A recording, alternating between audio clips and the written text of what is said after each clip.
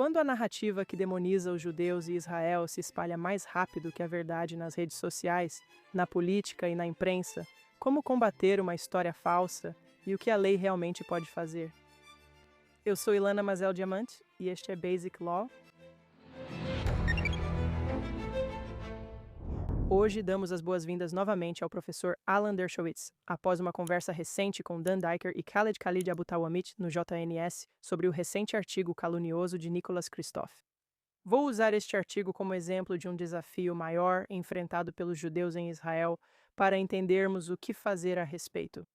Quem melhor que o professor Dershowitz? Bem-vindo de volta e obrigado por estar aqui. Obrigado por me receberem, agradeço. É realmente um prazer e um privilégio. Certo, então vamos começar com o artigo de Nicholas Kristof e depois tentar passar rapidamente para questões mais amplas, tentando analisar essa questão da liberdade de expressão e da segurança judaica de um ponto de vista mais estratégico. Mas só para resumir sua perspectiva sobre o artigo e quais medidas legais poderiam ser tomadas para lidar com as falsidades nele, você explicou que achava que um processo por difamação não era uma opção. Israel parece estar seguindo em frente com um processo por difamação mesmo assim. Você poderia explicar, de forma geral, o que é necessário para que um autor ganhe um processo por difamação? Depende do país onde processam, pois há regras diferentes. Inglaterra, Canadá, Austrália e Israel, por exemplo. Nos Estados Unidos, isso já nasce morto porque nenhum indivíduo nomeado ou claramente identificado foi difamado com má fé. E, portanto, para vencer, um indivíduo, não um país, não um governo, precisa ser capaz de mostrar que foi prejudicado por declarações falsas que foram publicadas de forma imprudente ou intencional pelo réu. Isso não vai acontecer neste caso. Agora, Inglaterra, Canadá, Austrália e outros países não necessariamente têm a mesma especificidade. Então, há possibilidades de processos judiciais serem movidos nesses países. Em Israel, é claro, o valor das indenizações é sempre muito pequeno em casos de difamação, mas ainda assim, simbolicamente, um processo pode ser movido. Olha, vamos ser bem claros. Christoph agiu de forma jornalisticamente irresponsável, algo típico do New York Times. Lembre-se, o New York Times é o mesmo jornal de propriedade judaica que elogiou Stalin enquanto ele assassinava centenas de milhares de ucranianos, que colocou o Holocausto na página 23 e negou o direito de Israel de existir. O New York Times tem a menor relação entre credibilidade real e percebida de qualquer jornal do mundo. É uma mídia extraordinariamente perigosa, mas que é amplamente lida e por isso é muito influente. Não merece ser influente, mas é. E então, quando você tem uma pessoa como Christoph, que disfarça fatos como opinião, o que ele faz é, ele afirma que isso é um artigo de opinião, mas então ele o enche de supostos fatos que nunca seriam aceitos pelos próprios padrões jornalísticos do New York Times. Mas o New York Times avaliou o artigo não pelos padrões jornalísticos da primeira página, mas pelos padrões de opinião da página 27. Mesmo que o que é alegado seja de cunho jornalístico e não atenda aos padrões jornalísticos, não só do New York Times, mas de qualquer jornalista. Agora, eu tenho uma previsão. Tudo bem. Ele pode ganhar o prêmio Pulitzer por isso, porque o comitê do prêmio Pulitzer foi completamente capturado pela mesma esquerda radical que hoje domina o New York Times. Então, acho que temos um problema mais geral que é revelado e manifestado pelo artigo do Christoph, mas que vai muito além do Christoph e do New York Times.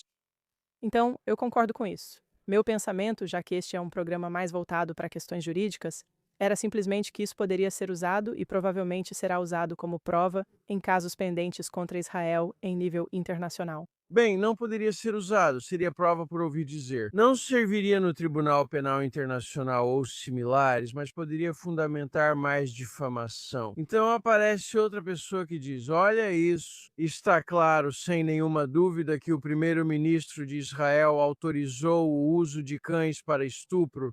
Sabe, vamos supor esse tipo de mentira descarada. Eles vão alegar que, meu Deus, nós confiamos no New York Times e você certamente pode confiar no New York Times para afastar a caracterização de dolo. Então, isso tem um efeito multiplicador e haverá mais difamação. Já vimos eles se posicionando contra Israel com base na credibilidade ou na credibilidade percebida do New York Times. É por isso que isso é tão perigoso. Então, em breve, vou passar para a questão desse problema maior que você apontou e que, acredito, em breve irá litigar na Suprema Corte no seu próprio contexto. Só quero perguntar, considerando as várias imprecisões comprovadas do Sr. Christoph, não só sobre Israel, mas também sobre Romney, ele já teve várias grandes questões que o obrigaram a pedir desculpas e publicar retratações antes. Ele deixou de investigar outras alegações reais e muito mais críveis de estupro e outros tipos de coisas feitas por pessoas que ele apoia e que são próximas a ele. Então, ele mesmo aplicou um padrão duplo inacreditável no que ele analisa, no que ele relata. Então, a questão também é se isso é para ele ou para o New York Times, porque obviamente você sabe, é uma editora. Eles pagam para ele. Ela paga, mas onde está o limite que uma publicação não deve ultrapassar, não pode ultrapassar antes de começar a ser responsabilizada por imprecisões?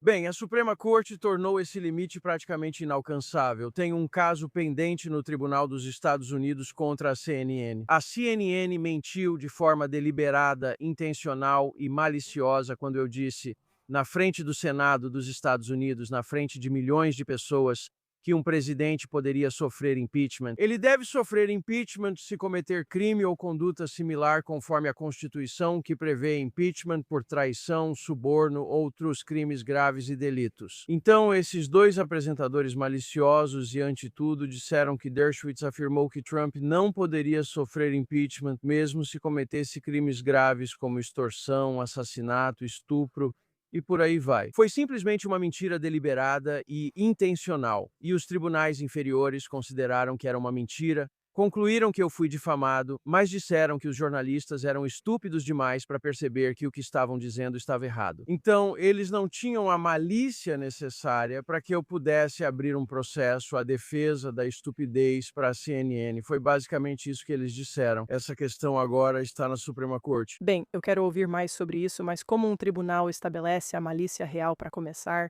Quando você diz que é um padrão impossível de alcançar, como alguém provaria isso, a não ser se alguém escrevesse: vou pôr isso no artigo por pura malícia? Bem, é quase impossível porque os tribunais dependem das negativas dos réus nesse caso, em depoimentos. As negativas basicamente diziam: somos ignorantes demais, somos estúpidos demais, somos burros demais, somos desinformados demais para saber que Dershowitz disse isso no dia anterior na televisão que assistimos e isso não foi suficiente. Se isso não for suficiente, não sei se você consegue provar alguma coisa diante de uma negativa. Tudo o que você precisa fazer é negar, negar, negar, e então você vence na questão da malícia. Então, o que pedimos à Suprema Corte é que mude o padrão quando se trata de particulares como eu. Eles podem ter um padrão elevado quando se trata de criticar autoridades governamentais ou os próprios governos, mas quando se trata de atacar indivíduos particulares, eles deveriam tornar um pouco mais possível comprovar o dolo. Atualmente é praticamente impossível. Você pensa que é uma figura pública? É isso? Eu sou uma figura pública, sem dúvida, mas não sou um agente público. Existe uma grande diferença. Nós fazemos essa distinção em nosso argumento. Agentes públicos têm imunidade. Eles não podem ser processados. Eles contam com recursos do governo para apoiá-los. Eles têm uma série de coisas que, como cidadão particular, mesmo sendo uma figura pública, eu não tenho. Eu não tenho imunidade. Se eu voltar e disser que o repórter da CNN foi estúpido e malicioso, eles podem me processar. Eles não fizeram isso, obviamente, porque sabem que é verdade. Mas eles podem me processar, mas não poderiam processar o presidente dos Estados Unidos, eles não poderiam processar o senador, o deputado. Então há um desequilíbrio entre as autoridades eleitas, por um lado, e os agentes públicos, por outro. E por isso estamos entrando com esse processo. Não sei se vai ter sucesso ou não, Isso depende da Suprema Corte. Há dois juízes que claramente gostariam de ver o caso New York Times versus Sullivan e seus desdobramentos limitados de alguma forma. Eu fui um dos assistentes jurídicos que trabalhou nisso e a opinião na qual trabalhei foi limitada a agentes públicos eleitos e nomeados. Isso não se aplicava a cidadãos particulares. Então estamos tentando trazer isso de volta ao ponto em que estava quando eu era assistente jurídico há uns 60. Quantos anos faz agora? 63 anos. Vi uma entrevista em que você disse ter trabalhado nisso. Acho que devemos explicar, talvez não tudo sobre Sullivan, mas principalmente a decisão e seu raciocínio, pois você afirmou que ela e seus desdobramentos estabeleceram os padrões atuais de liberdade de expressão. Sim. A liberdade de expressão está no centro de muitas das questões que os judeus americanos enfrentam hoje, e não só eles, especialmente num país em que esse padrão é praticamente absoluto. Pessoalmente, eu tendo a apoiar, mas acho que agora estão surgindo algumas questões difíceis relacionadas a como pensar sobre isso. Há uma diferença significativa entre o caso New York Times versus Sullivan e a jurisprudência derivada dele. De modo geral, apoio o New York Times versus Sullivan. Só precisamos explicar isso em vez de você sabe. Certo, quando você tem um agente público. No caso New York Times versus Sullivan, um xerife do Sul fazia declarações. E o New York Times atacou esse funcionário eleito ou nomeado à Suprema Corte. Determinou que, para vencer contra o New York Times, você tem que demonstrar não apenas que o que eles disseram era falso, mas que era sabidamente falso, ou com malícia, ou com imprudência temerária. Tudo bem, mas então eles aplicaram isso a pessoas que foram colocadas sob os holofotes públicos inadvertidamente, alguém que foi vítima de uma invasão domiciliar. Elas não se expuseram ao público, mas foram avaliadas pelo mesmo padrão de um funcionário eleito. Isso foi um grande erro. Depois eles foram além e disseram que, para provar a malícia, você tem que provar não pelos padrões usuais, mas por provas claras e convincentes, o que é muito difícil de estabelecer, especialmente quando o outro lado pode negar. Então, é os desdobramentos de New York Times versus Sullivan que criou uma cultura entre os jornalistas, onde eles mentem impunemente e seus editores permitem isso. Porque eles sabem que, salvo circunstâncias extraordinárias, eles não podem vencer em um caso de difamação sob os padrões atuais. Como você sugeriria restringir isso sem comprometer a visão única dos Estados Unidos sobre liberdade de expressão? Bem, antes de tudo, os Estados Unidos não têm uma compreensão única sobre liberdade de expressão. É um padrão anglo-americano e democrático ocidental de liberdade de expressão. Não é implementado dessa forma no Reino Unido? Não, mas você sabe, há tanta liberdade de expressão na maioria desses outros países quanto há nos Estados Unidos na prática. Os padrões são diferentes e os processos judiciais podem ser diferentes, e eu preservaria parte disso, mas não tudo. Eu não acho que essa exigência de que a malícia seja demonstrada por provas claras e convincentes deva se aplicar a pessoas que não ocupam cargos públicos, a americanos comuns que trabalham e que não necessariamente têm os recursos que o governo tem e não têm os privilégios e imunidades que o governo tem. Pegue, por exemplo, os senadores. Senadores podem dizer e fazer quase tudo no plenário do Senado, pois têm imunidade total. Portanto, devem ser submetidos ao maior escrutínio. Mas cidadãos comuns, mesmo que estejam em evidência pública, não têm esse mesmo privilégio. E eu acho que a liberdade de expressão é diminuída, não implementada, ao tornar muito difícil processar e ao incentivar a mídia a propagar mentiras que servem à sua narrativa. E eu acho que o caso Christoph é um exemplo perfeito. Em algumas partes do mundo, você pode processar mesmo sendo um país ou uma organização, até mesmo uma ideia. No Canadá, por exemplo, existem crimes de discurso de ódio que punem ataques ao povo judeu. Nos Estados Unidos, atacar judeus não tem punição. Você pode reimprimir os protocolos dos sábios de Sião sem que haja qualquer possibilidade de qualquer tipo de recurso legal. Acredito que muitos americanos acham que isso é exagero.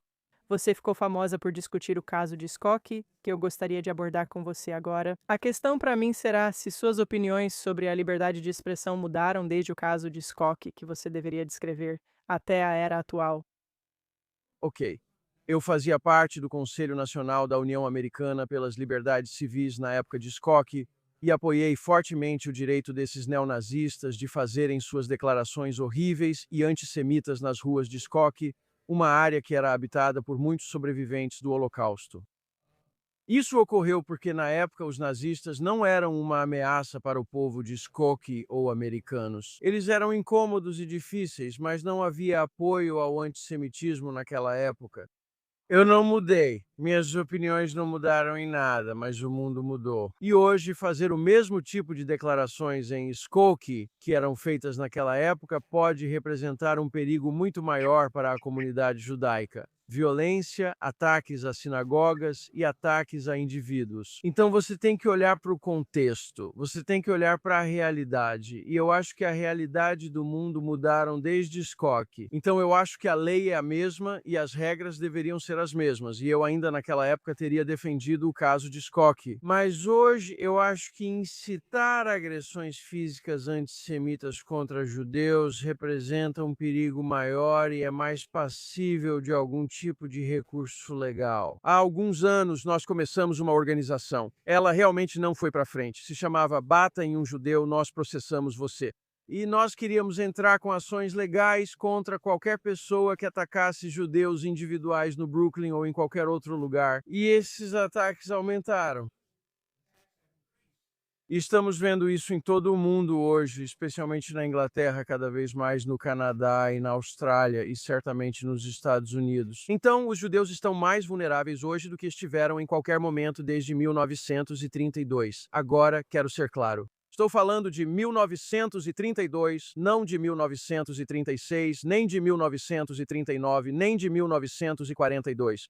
Estou falando de 32, quando Hitler foi eleito. Estamos vendo pessoas parecidas com Hitler concorrendo a cargos públicos hoje no Maine e em Michigan, onde lá em 1932 estudantes judeus eram discriminados. Estamos vendo isso nos campi universitários. Estamos vendo uma redução nas admissões de estudantes em lugares como Harvard e Yale.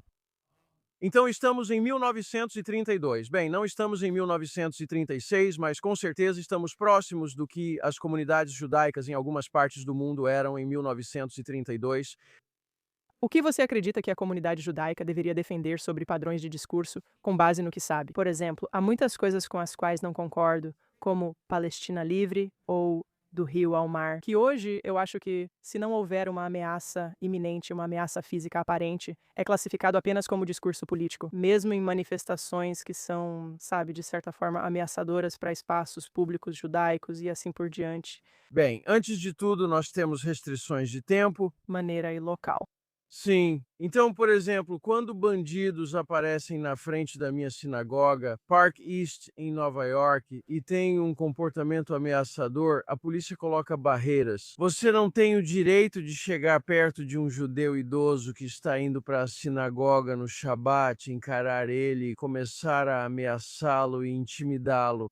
O que você pode fazer é ter o direito de ficar a 100 jardas de distância da sinagoga com placas dizendo que judeus são maus.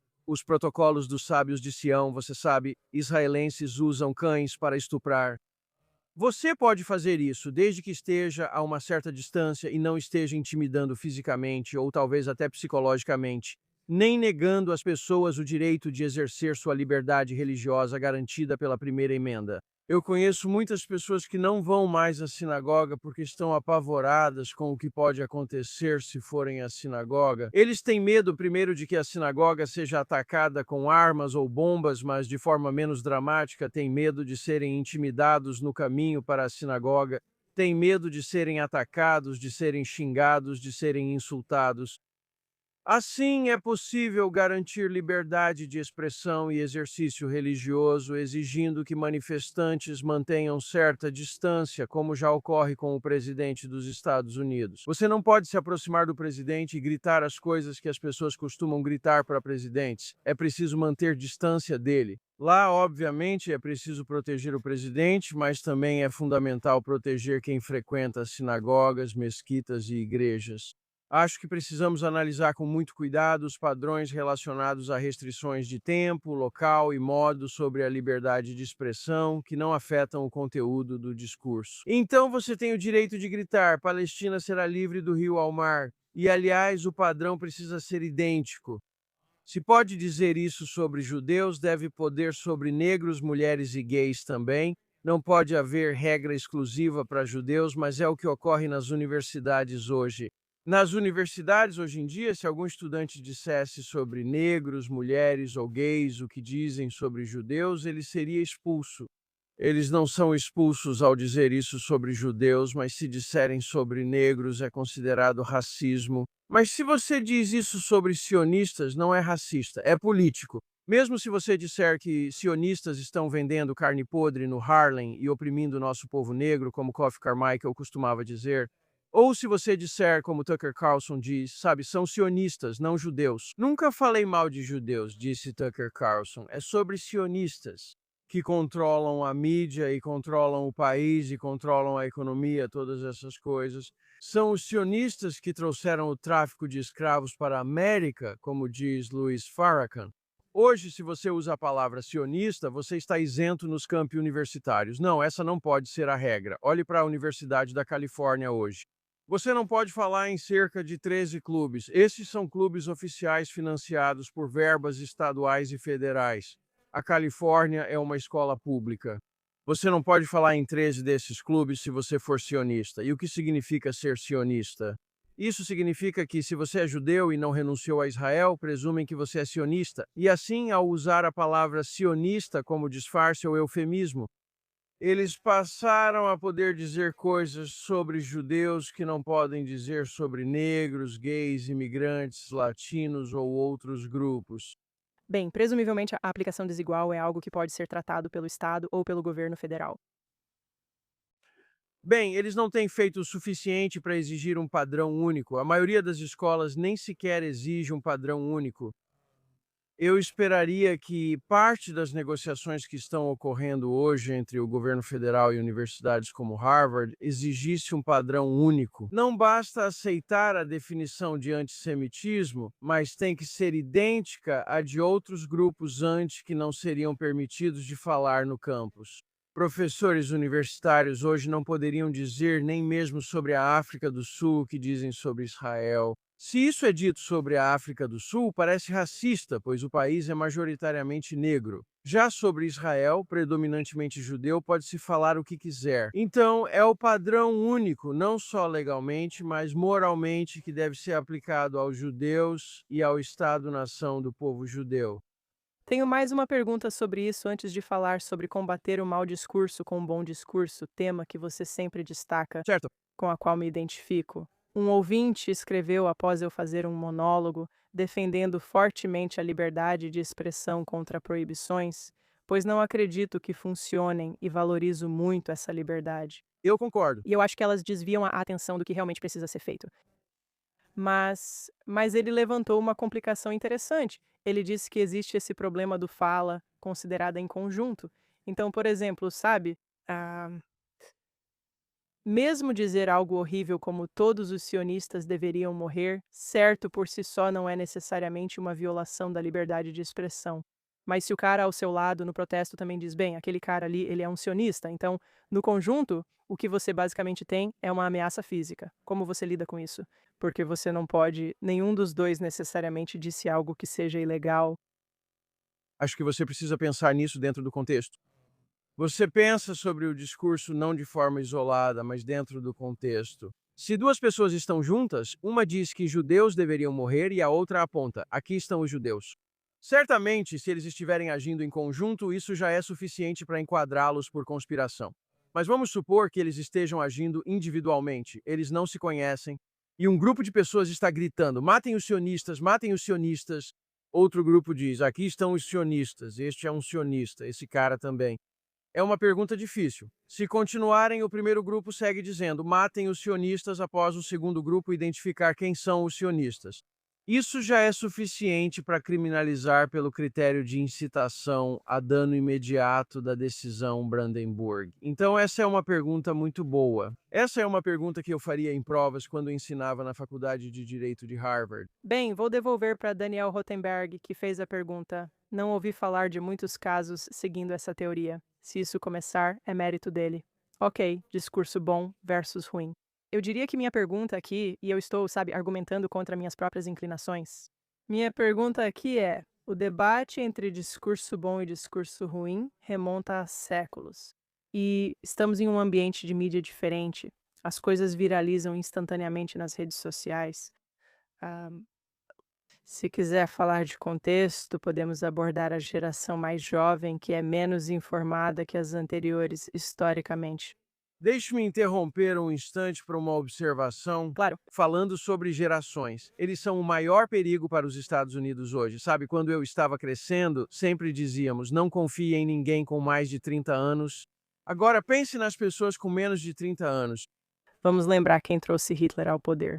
Jovens estudantes das universidades de Munique, Berlim e Heidelberg. Quem levou Stalin ao poder? Jovens revolucionários da Universidade de São Petersburgo, da Universidade de Moscou. Quem trouxe Castro ao poder?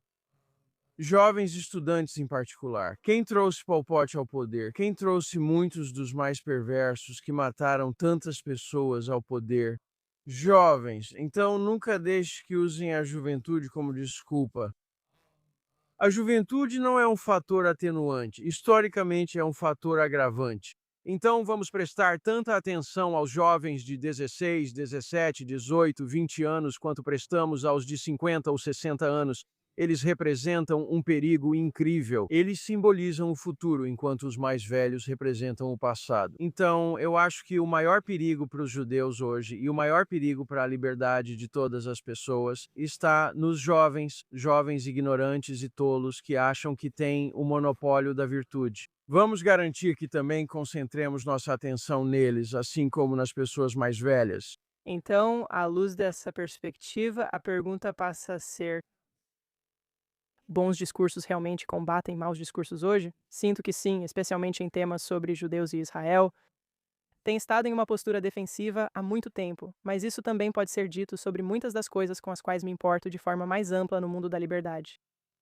E eu me pergunto se a teoria precisa ser adaptada ou ajustada às tecnologias atuais, às tendências sociais atuais, ou se podemos simplesmente, você sabe, dizer e acreditar e proclamar aos quatro ventos a nossa verdade e esperar que isso se sustente. O que você acha? A liberdade de expressão depende do contexto. A frase mais tola dita por alguém inteligente sobre liberdade de expressão foi de Oliver Wendell Holmes, ao afirmar que nem a visão mais extrema da liberdade protege quem grita falsamente fogo em um teatro lotado. Que afirmação incrivelmente tola. É a afirmação mais citada sobre liberdade de expressão em toda a história do tema e não passa nem no teste de QI 60. Claro, gritar falsamente fogo em um teatro lotado não é discurso de forma alguma. É como puxar um alarme. Ninguém diria que puxar falsamente um alarme que dispara é discurso. Isso não é discurso. Não há diferença entre gritar fogo e fazer brrr. Não há diferença alguma. Oliver Wendell Holmes enganou o público com essa história de gritar fogo. Nunca quero ouvir ninguém Usar essa analogia de novo. É a analogia mais idiota que existe. já invocada por um juiz da Suprema Corte e causou mais dano à liberdade de expressão. Vamos lembrar o caso que deu origem a isso.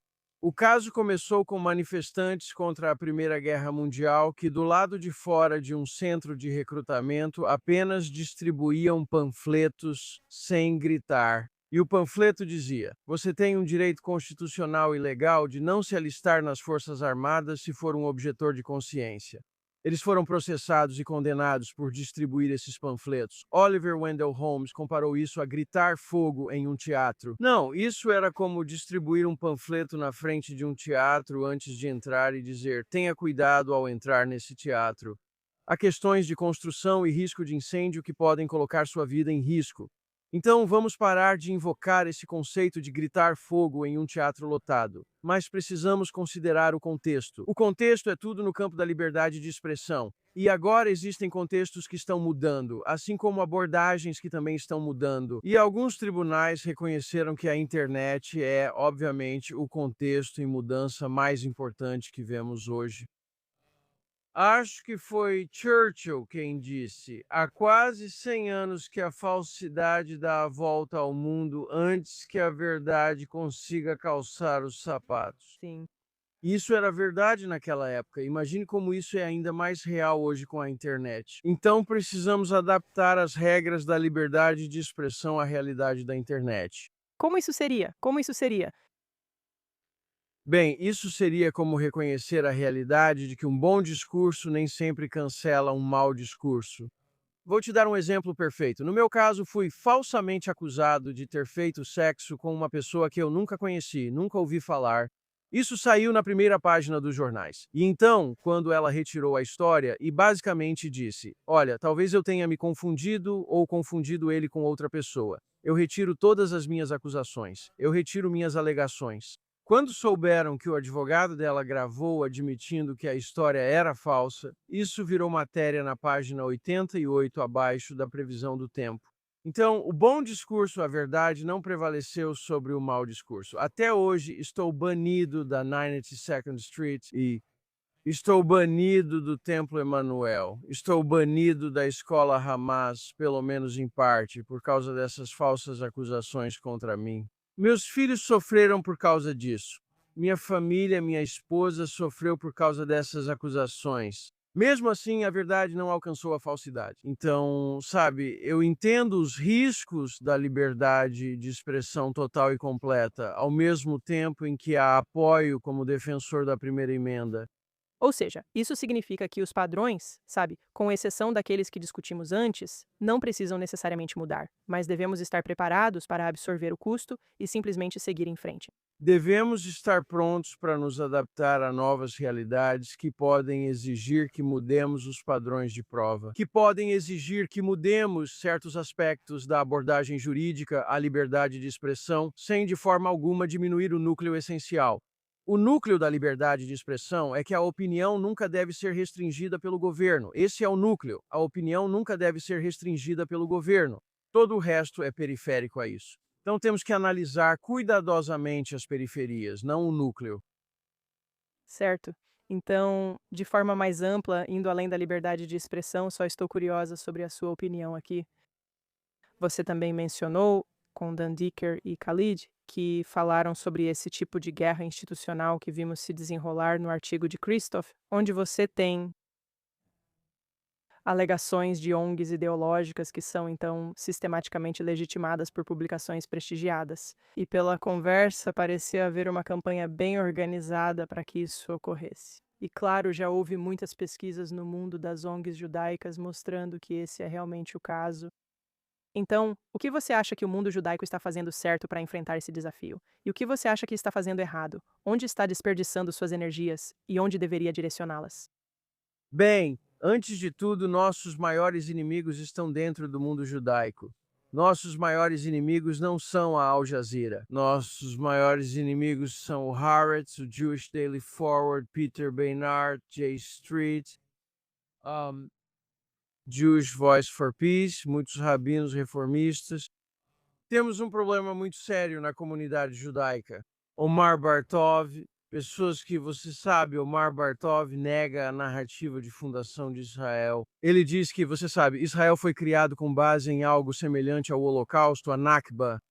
Quero dizer, as falsidades que estão sendo perpetradas por judeus que usam sua identidade judaica como cobertura para seu preconceito são o nosso maior problema hoje. Agora, nós também temos inimigos que não são judeus, Christoph, obviamente, mas os inimigos internos são muito mais sérios. Se você me perguntar qual organização fez mais mal aos judeus e a Israel do que qualquer outra organização no mundo, eu diria que seria a J Street. O embaixador de Israel nos Estados Unidos talvez tenha exagerado quando disse que a J Street é um câncer. Mas certamente a J Street é uma das organizações mais perigosas que já existiram. É como aqueles que, durante a Inquisição, judeus que se voltaram contra os próprios judeus e se tornaram instrumentos nessa guerra, ou durante os casos de libelo de sangue, quando ex-judeus testemunhavam contra judeus e diziam: sim, eles realmente mataram bebês cristãos para usar seu sangue. É isso que esses traidores judeus estão fazendo, e a J Street é a líder entre eles. Peter Beinart é um dos indivíduos.